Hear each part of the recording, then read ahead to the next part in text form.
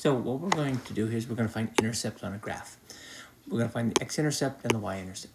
To find the x-intercept,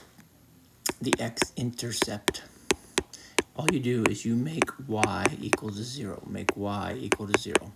If we want to find the y-intercept, we're going to make the other variable, which is x, equal to 0.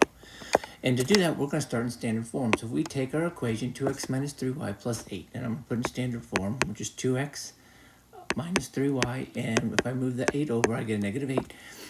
I can now do the equation. So to find the x-intercept, I'm going to make y 0. So I'm going to make, so the x-intercept, I'm going to make y 0, which means it's no longer there. So I have this equation, because that becomes 0. And so x equals a negative 4.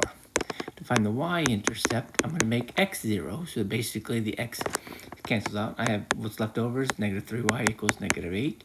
If I divide by negative 3, I get 8 thirds, or 2 2/3.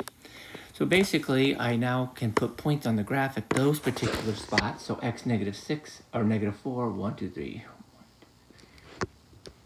1, 2, 3, 4. There's my x-intercept. My y-intercept is a 2 2/3. So it's just above the 2. And I can connect those two intercepts to create my line. So let's do our next problem. If we look at this equation, so I'm going to put it in standard form by adding 10 to both sides. And so now I make my x 0, my y-intercept, 5y equals 10. My y-intercept is a 2. And if I make the other equation, or the other variable, so if I make the 5y 0, I have 2x equals 10, and so x equals 5.